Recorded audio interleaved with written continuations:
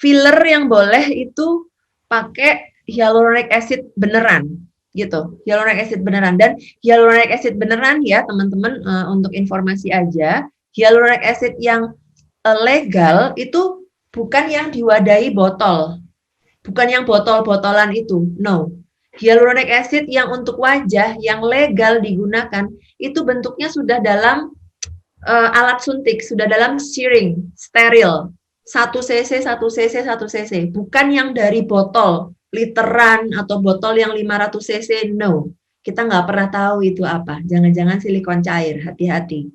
Semua dokter spesialis kulit atau dokter estetik atau dokter bedah plastik yang menggunakan hyaluronic acid untuk injeksi di wajah itu bentuk hyaluronic acidnya dalam bentuk syring.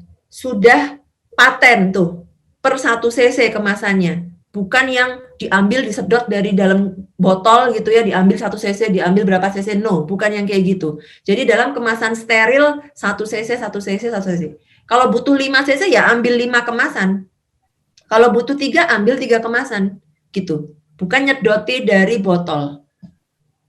Oke, berarti diperhatikan juga ya kemasannya karena banyak yang mungkin sebenarnya bukan hyaluronic acid atau yang kemasannya tidak seharusnya seperti itu ya. Iya. Nah, dokter, ini ada pertanyaan dari Delta Gonzales. Kalau dilihat entah itu implan atau filler, ternyata memang bahaya buat kesehatan payudara. Nah, ada nggak sih prosedur yang semacamnya tapi lebih aman? Kan kita pengennya yang serba instan. Ayamnya tadi yang ini ya, implan tadi ya dokter. Kalau yang non prosedural nggak ada ya. Implan aman kok. Implan tuh aman. Implan aman. Kalau dikerjakan dokter spesialis bedah plastik gitu. Kalau dikerjain sama saya nggak aman. Saya nggak bisa. Saya nggak bisa gitu. Dokter saya, tapi bukan kompetensi saya. Jadi saya nggak boleh juga ngerjain itu. Kalau misalnya saya nekat nih, kerjain aja dah. Paling cuma kayak gitu doang. Saya bisa dituntut karena saya malpraktek. Saya menyalahi kompetensi saya. Nggak boleh gitu. Oke. Nah, kisaran implan ini berapa ya dokter harganya? Kalau boleh bocoran sedikit.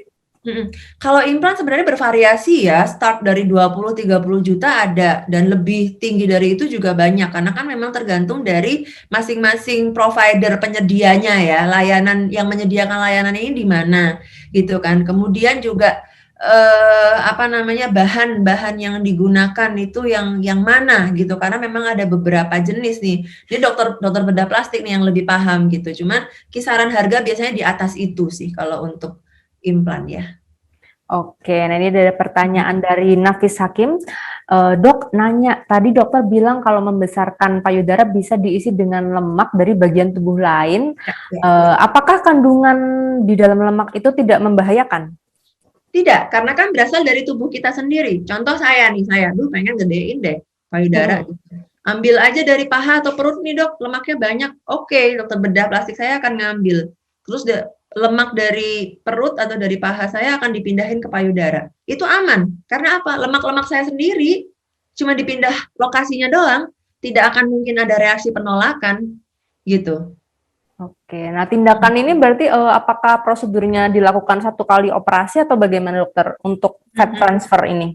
Fat transfer bisa sekali, bisa beberapa kali ya, karena kadang-kadang serat dalam misalnya 100% nih fat yang dipindahin, itu tidak semuanya kemudian hidup. Ada mungkin beberapa yang mati, misalnya kayak gitu, tinggal 70 atau 80%. Nah, kalau misalnya pengen nambah lagi sampai sesuai sama ukuran yang diinginkan, kan berarti perlu untuk diulang gitu. Atau kalau misalnya udah deh segini aja cukup, ya nggak perlu, berarti nggak perlu ada pengulangan gitu.